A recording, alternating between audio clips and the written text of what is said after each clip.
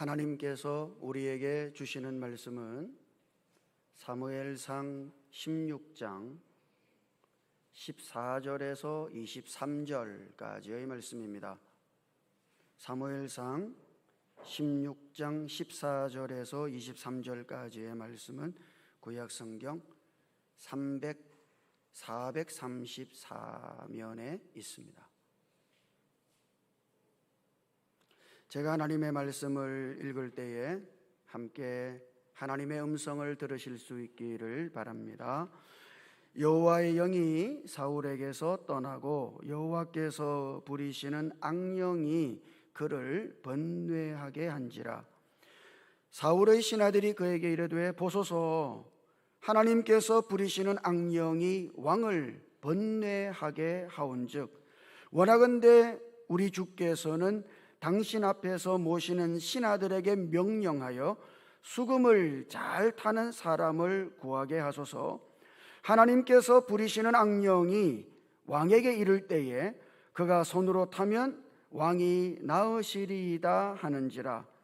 사울이 신하에게 이르되 나를 위하여 잘 타는 사람을 구하여 내게로 데려오라 하니 소년 중 한 사람이 대답하여 이르되 내가 베들레헴 사람 이새의 아들을 본즉 수금을 탈 줄 알고 용기와 무용과 구변이 있는 준수한 자라.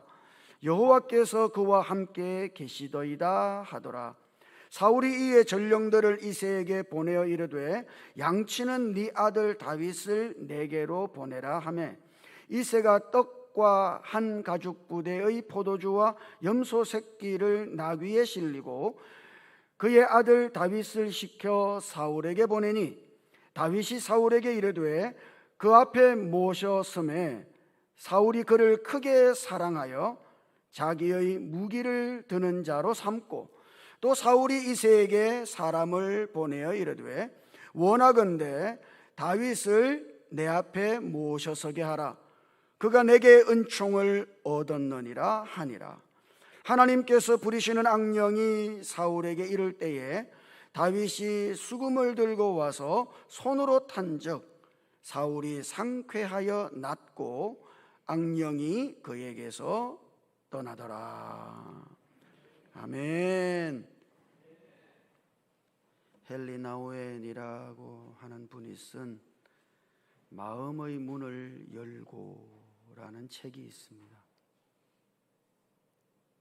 그 책에서 이분이 한 비유적인 이야기를 소개하고 있어요. 그 이야기는 이렇습니다. 한 정신과 의사에게 한 중년 부인이 사람들의 손에 이끌려서 치료를 받으러 온 거죠.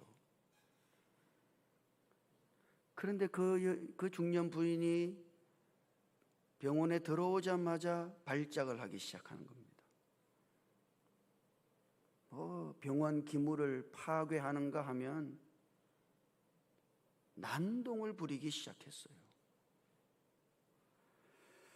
어쩔 수 없이 간호사 두 사람을 불러다가 가까스로 그 여인을 진정시켰습니다. 그리고 이제 진료를 시작하려고 딱 보니까 그 환자의 오른손이 꽉 쥐어져 있는 거예요. 오른손을 꽉 쥐고 있는 겁니다. 그래서 이 손을 좀 펴려고 막 무더니도 애를 썼는데 너무 꽉 쥐고 있는 터라 이거 펼 수가 없는 거죠. 그래서 이제 간호사들을 불러다가 붙잡으라고, 그리고 그 손을 좀 하나씩 펴보자고. 그래서 손가락을 하나씩 두 개씩 이렇게 폈는데 마지막 새끼 손가락을 딱 펴니까 딸그랑 하면서 바닥에 뭔가가 떨어지는 거예요. 그래 그게 뭔가를 봤더니 그렇게 녹이 쓴 1센트짜리 동전이었다는 겁니다. 너무 쥐고 있어가지고 그 1센트짜리 동전이 손 안에서 녹이 쓴 거죠. 이거 안 놓으려고요. 이거 잃어버리면 자기의 전 존재가 없어진다고 생각한 거예요. 누가 자기 손 안에 있는 이 1센트짜리 동전 이거 가져갈까 봐 자기를 해치고 자기의 손에 쥐고 있는 이 1센트짜리 동전을 빼앗아갈까 봐 이 여인이 전전긍긍한 거예요. 그것 때문에 극도의 스트레스를 받고 급기야 그 스트레스가 두려움이 되고 공포가 되어서 결국은 정신병원에 찾아오게 된 거죠. 여러분 어떻습니까? 사람들은 저마다 무엇인가를 쥐고 살아요. 아무것도 쥐고 있지 않는 인생은 없습니다. 여러분이 꽉 움켜쥐고 사는 바로 그것은 정말 뭘까요? 나는 무엇을 붙들고 있는 것일까요? 예, 우리가 엉뚱한 것을 붙들고 살기 때문에 우리의 삶이 망가지는 거예요.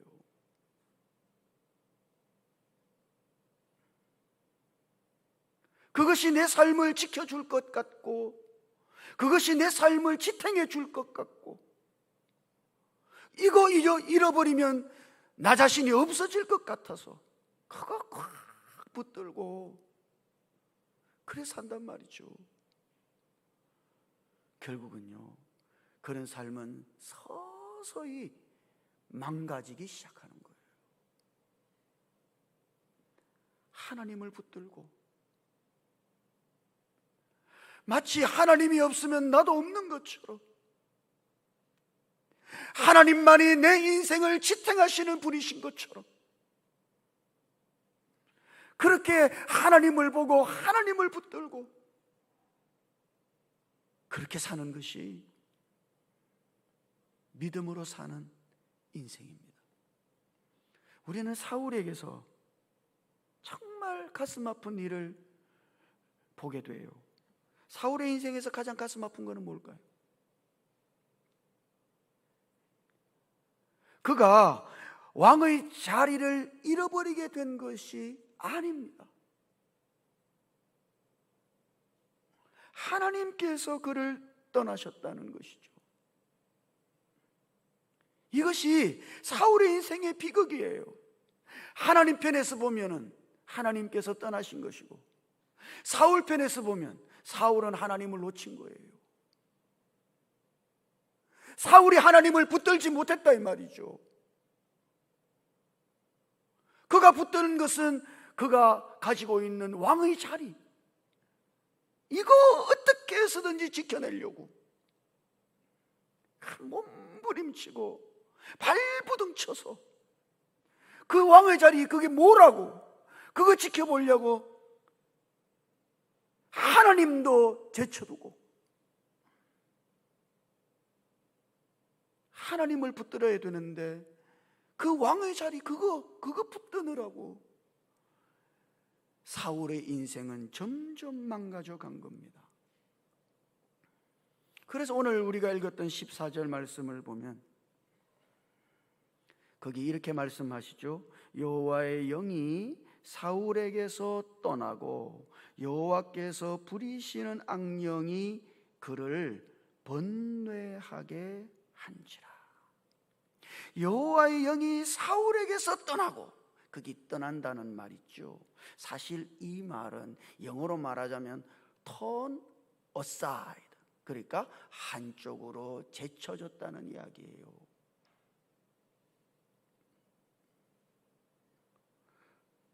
그것은 사울이 사실은 하나님을 한쪽으로 제쳐둔 것이라고 말하는 것이죠.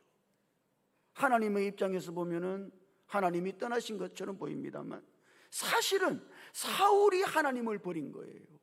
사울이 하나님을 한쪽으로 제쳐두고 그분은 관심하지 않고 그가 가지고 있는 그 자리를 지켜내려고 그렇게 몸부림을 쳤단 말이죠.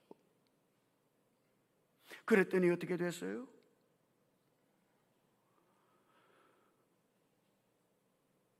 여호와께서 부리시는 악령이 그를 번뇌하게 했다. 그는 번뇌 속에 빠진 것입니다. 여러분, 하나님이 우리의 삶을 떠났다고 해서, 아니, 우리가 하나님을 우리의 삶 속에서 한쪽으로 딱 비켜서시도록 제쳐두었다고 해서 사실 금방 달라지는 것은 없어요. 아니, 멀쩡하던 사람이 기절하는 것도 아니다 이 말이에요. 아무런 일도 일어나지 않아요.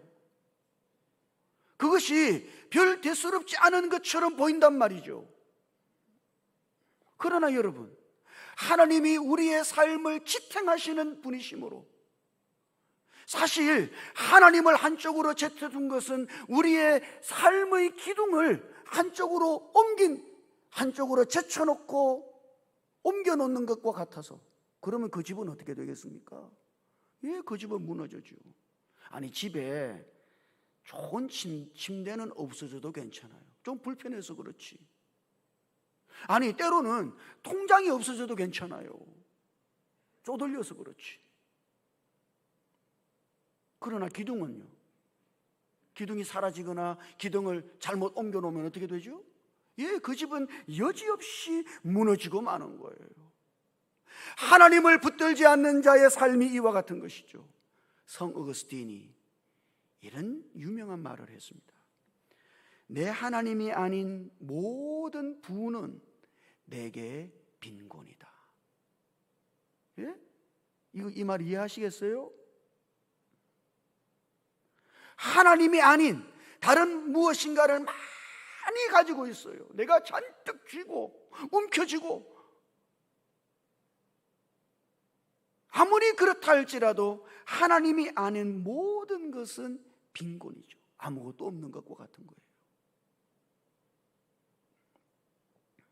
사울의 인생이 무너지는 것이 하나님을 한쪽으로 제쳐두었기 때문에 무너지는 거예요. 그래서 오늘 14절 말씀에서 번뇌하게 되었다.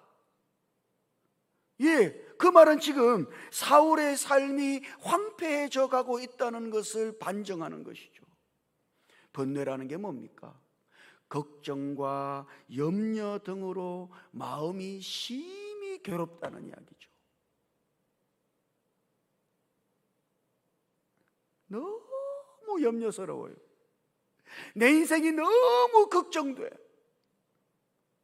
그 걱정을 너무 하게 되면 어떻게 되죠? 마음이 심히 고통스럽죠. 그런 상태를 번뇌라고 하는 겁니다. 영어의 염려라는 말, 여러분 그런 말 들어보신 적 있죠? worry라고 하는 말이요. 이 말이 사실은 워겐이라고 하는 어원에서부터 비롯된 거예요. 그 워겐이라고 하는 말은 물어뜯는다는 뜻입니다. 염려라고 하는 말이 물어뜯는다는 것에서 온 거예요. 짐승이 날카로운 이빨을 가지고 먹잇감의 목을 꽉 물잖아요. 예, 그거요. 그게 워겐이에요. 목을 딱 물어서 숨통을 조이죠. 숨을 못 쉬게 만들어. 그게 워겐이에요. 염려가 그렇다고요. 숨도 못 쉬게 만든다. 숨 쉬는 것조차 힘들게 만들어. 지금 사울이 하나님을 한쪽으로 제쳐두었더니 그의 삶을 지탱하시는 분은 하나님이신데, 하나님이 그의 삶의 기둥이신데, 그 기둥을 한쪽으로 제쳐버려서 그는 엉뚱한 것을 붙들고 살다가 그는 지금 숨통이 조여오는 상황 속에 놓여지게 된 것이죠. 그 염려하고 너무 걱정스러워서 그의 마음이 심히 고통스러웠다. 극도의 번뇌 속에 있었던 것입니다. 15절을 읽어보면 우리는 그 번뇌가 어느 정도인지 알 수 있어요. 15절을 보면 사울의 신하들이 그에게 이르되 보소서, 하나님께서 부리시는 악령이 왕을 번뇌하게 하온즉. 자, 그러니까 사울의 신하들이 곁에서 딱 보니까 이거 심상치가 않아. 이 사울이 번뇌하고 있는데 그 번뇌의 원인이 악령에 의해서 되어졌다고 하는 것을 신하들이 보고 있는 거죠. 이거는 보통 일이 아니에요. 그냥 걱정하는 정도가 아니야. 이거는 악령에 사로잡혀서 지금 사울이 번뇌하는 것처럼 보인단 말입니다. 아니 여러분이 주변에 있는 사람들이 어떤 염려 속에 있고 걱정 속에 있을 때, 와, 저 사람이 지금 악한 영에 사로잡혀서 저렇다고 그렇게 지금 느껴보신 적 있어요? 아니, 적어도 이런 경우는 대단히 흔하지가 않죠. 옆에 사람이 볼 정도로, 악령이 저렇게 사울을 번뇌케 한다고 하는 것을 알 정도로 그렇게 사울이 번뇌하고 있으니, 여러분, 이 번뇌의 정도는 얼마나 심각했겠습니까?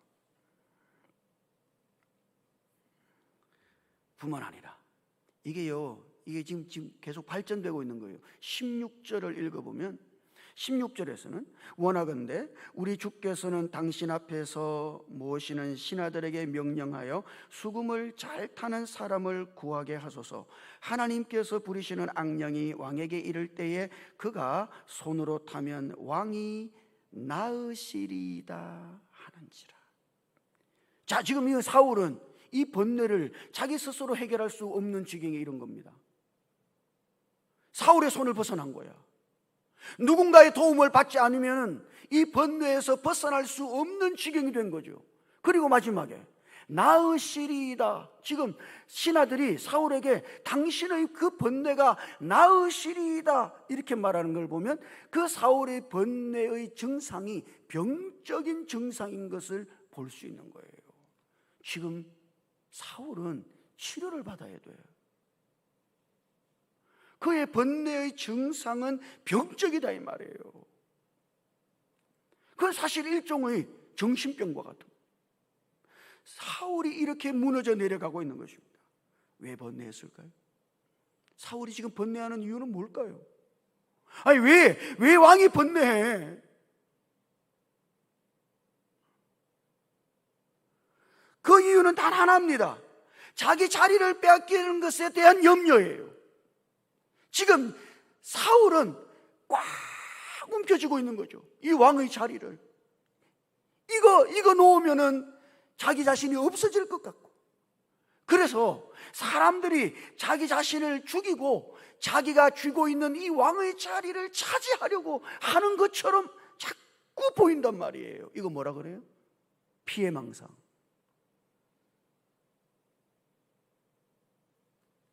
자기 혼자 그렇게 생각하는 거예요. 이거 너무 쥐고 있으니까. 이거 안 놓으려고 말이죠. 막 쥐고 있으면 결국은 사람은 그렇게 됩니다. 피해망상에 빠지는 거예요. 누군가가 내가 쥐고 있는 이거 빼앗아 가려고 한다고, 나를 해코지하고 나를 괴롭히고 죽여서 결국은 내가 쥐고 있는 이거 가져가려고 그런다고. 그런 일종의 피해망상 속에 지금 사울이 우리가 옛날 사극 같은 데 보면 왕궁에 있는 게 이게 쉬운 일이 아니죠. 잘 모르는 백성들이야 왕궁에서 살면 뭐 등 따시고 배부르겠지. 그러나 여러분, 왕궁에 있는 삶이 그게 얼마나 힘들어요.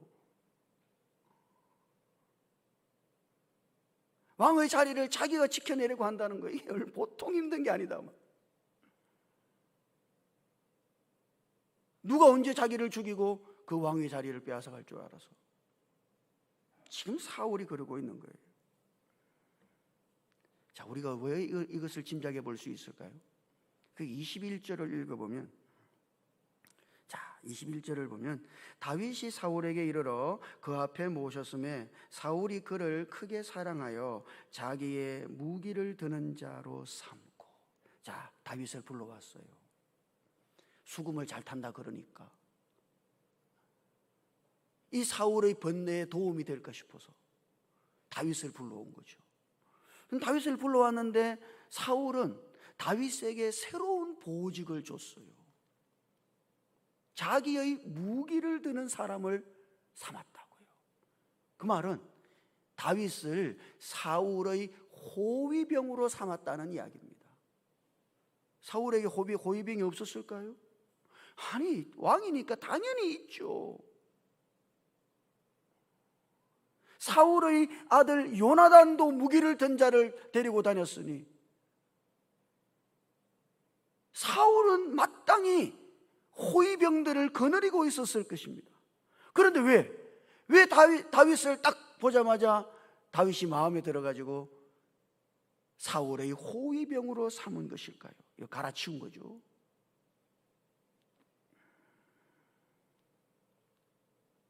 왕궁에 있는 사람은 못 믿는 거예요.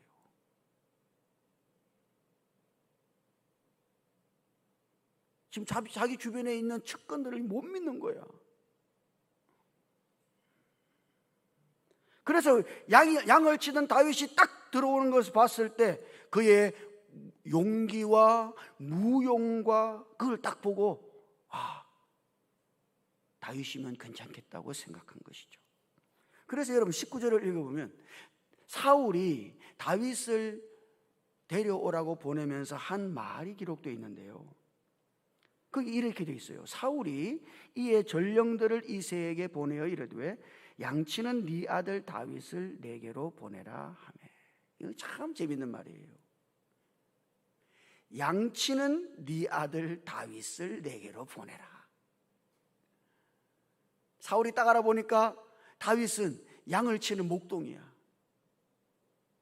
뭘 알겠어요? 아니, 양을 치는 목동이니 그가 무슨 사주를 받고 그가 뭘 알겠어요? 그는 아무것도 모른다고. 순수하지. 그래서 자기의 무기를 든 자로 딱 삼은 거예요. 왜요? 자기를 지켜달라고.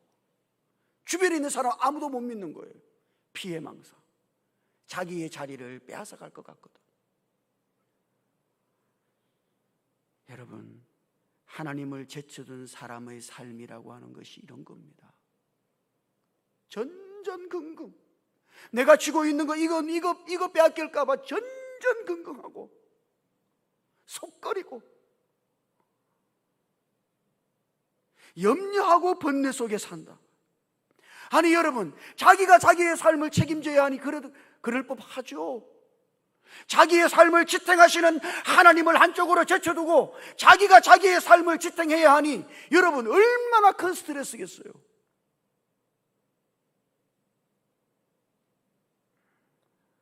기억하십시오.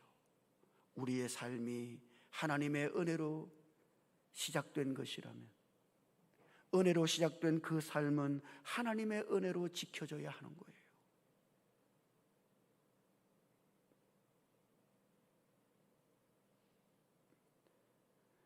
사울이 왕이 된 것이 하나님의 은혜 아닙니까? 1부터 100까지 다 하나님이 하신 거 아니에요? 하나님의 은혜로 왕이 됐다. 그러면 왕의 자리를 어떻게 지켜야 돼요? 하나님의 은혜로 지켜야지. 지가 지킨다고 그러니까 삶이 망가지는 거예요.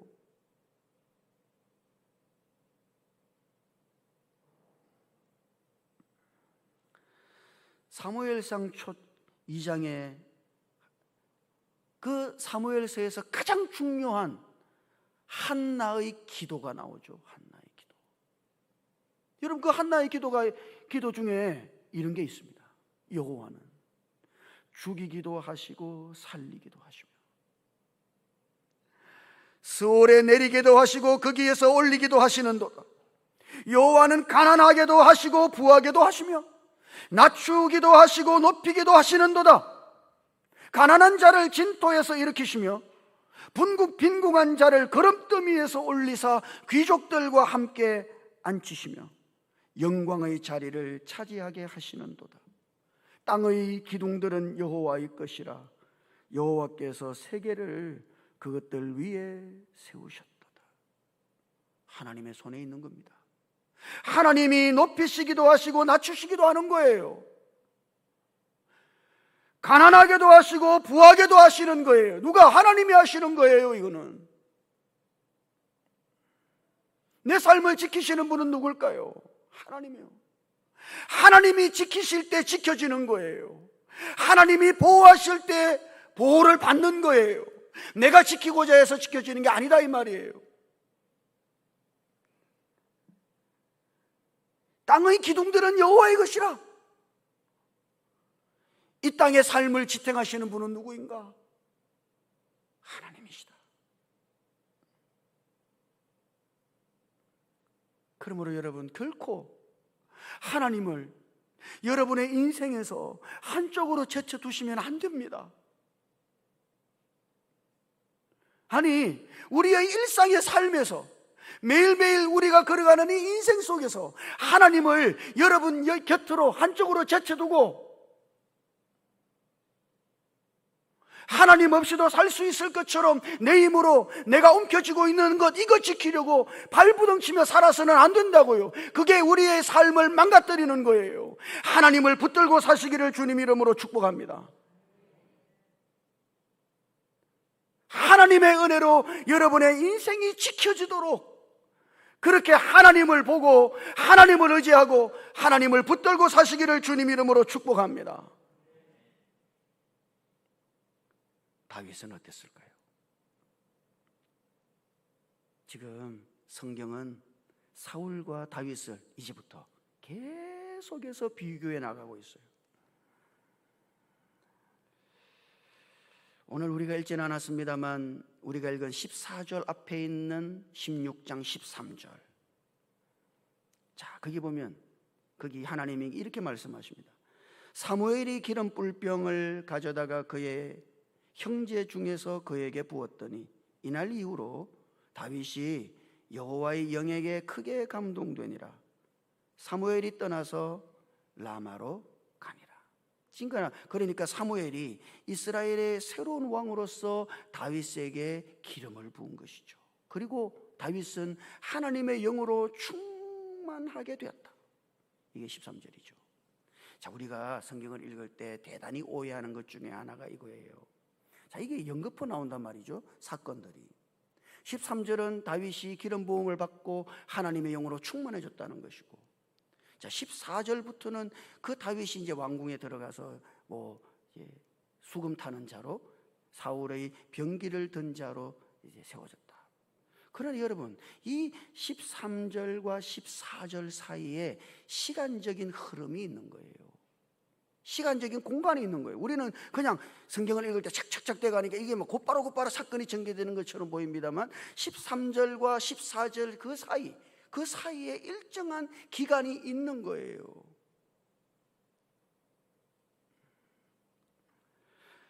다윗은 기름 부음을 받고 나서 어떻게 했을까요? 참 놀랍죠. 성령으로 충만해졌어요. 그런 다음 다윗은 어떻게 했을까요? 속된 말로 헷가닥한 게 아닙니다.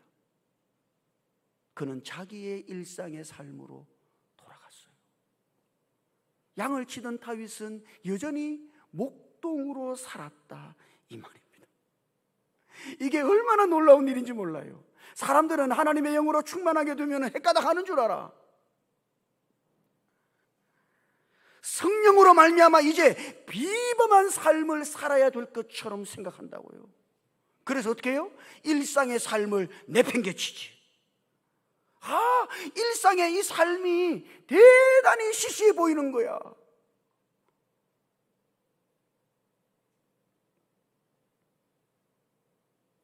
이제는 내가 성령으로 충만해졌으니 다른 사람이 생각지도 못하는 대단히 비범하고 놀라운 일들을 이루어야 돼. 많은 사람들이 그래 생각합니다.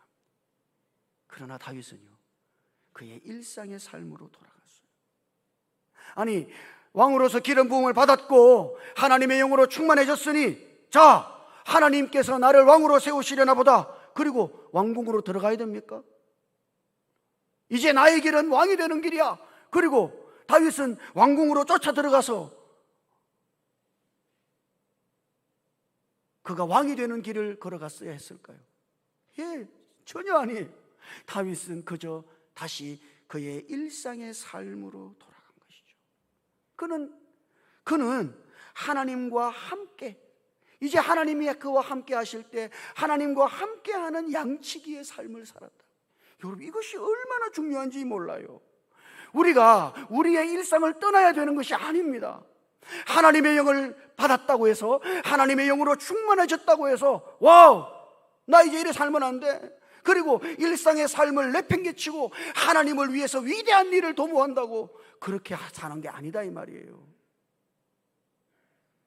학생이면 어떻게 해야 돼요? 성령으로 충만함을 받고 그 성령 하나님과 함께 공부해야 하는 거지. 주부는 어떻게 해야 돼요? 성령과 함께 계속해서 주부로 살아야 하는 거예요. 회사원이면 어떻게 살아야 돼요? 성령과 함께 회사에서 주어진 업무를 충실히 감당해야 하는 거지.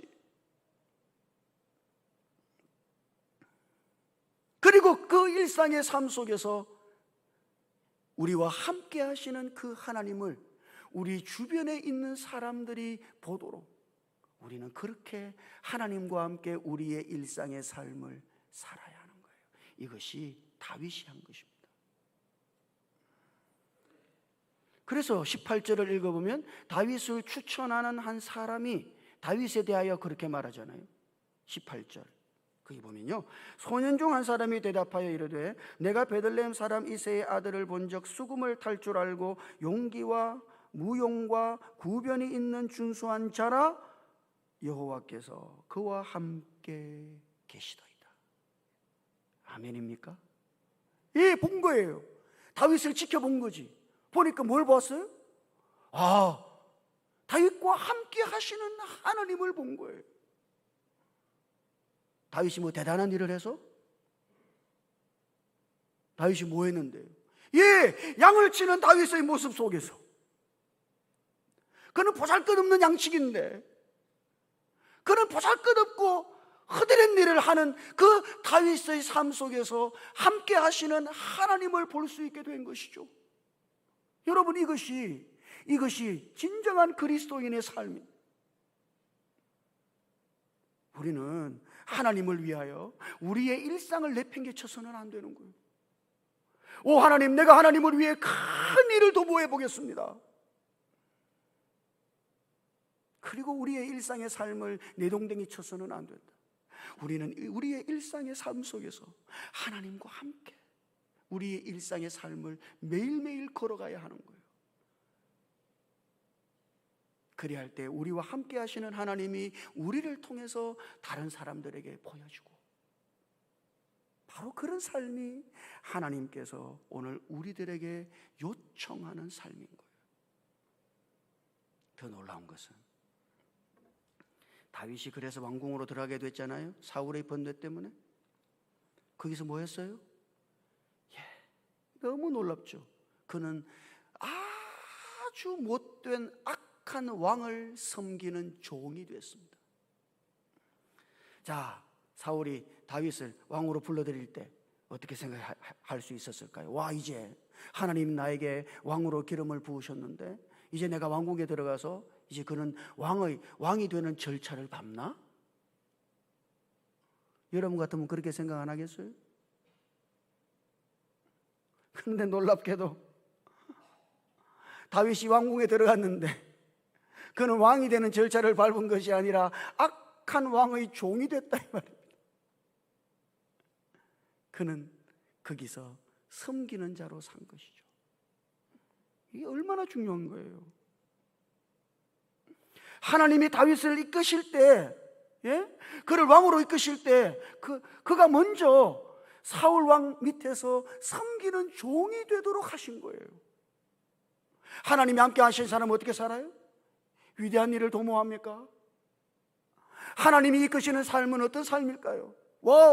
이 보잘것없는 삶, 양이나 치고 양똥 냄새 맡으면서 그 더러운 구덩이에서 양이나 치던 내가 이제 하나님이 나를 이끄셔서 왕이 되게 하시는구나. 하나님, 이것이 당신의 역사입니다. 하나님 그렇게 역사하십니까? 하나님은 다윗을 사울의 종이 되도록 하신 거예요.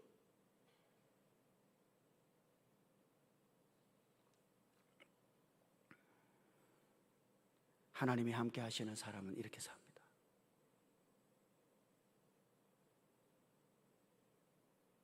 그는 어디서든지 어떤 일이든지 거기서 섬기는 종으로 사는 것이죠. 그리고 그것으로 만족해요. 내가 섬길 수 있었으니. 이것이 하나님께서 함께 하시고 이끄시는 사람의 삶인 거예요. 사랑하는 성도 여러분, 우리의 삶을 지탱하시는 분은 오직 하나님 한 분이시니, 내가 내 삶을 지탱하려고 하지 말고 하나님이 아닌 엉뚱한 거 붙들고 그것이 내 삶을 지켜줄 것처럼 착각하지 말고 우리의 삶을 지탱하시는 하나님을 붙들고 사시기를, 하나님과 함께하는 사람으로 살아가시기를 주님 이름으로 축복합니다. 일상의 삶 속에서도 하나님이 함께하시는 사람으로, 하나님이 이끄시는 이끄심을 따라 어떤 상황 속에서도 섬기는 사람으로, 그렇게 오늘 우리들 모두가 하나님이 함께하시는 사람, 그런 다윗과 같은 사람으로 매일을 살아가실 수 있기를 주님 이름으로 축복합니다. 기도하십시다. 주여, 우리가 엉뚱한 것을 붙들고 그것들이 내 삶을 지켜줄 것처럼 착각하고 살아가지 아니하도록 오직 우리의 삶을 지탱하시는 분은 하나님이시니 하나님 한 분만을 굳세게 붙들고 살아가게 해 주시옵소서. 하나님을 놓치는 일 없이 하나님과 함께하는 사람으로서 우리의 매일의 일상의 삶 속에서 함께하시는 하나님을 나타내 보이고 하나님의 이끄심을 따라 섬기는 사람으로 우리들 모두가 매일을 살아낼 수 있도록 주께서 우리에게 은혜를 입혀 주시옵소서. 우리 주님 예수님 이름으로 기도드립니다. 아멘.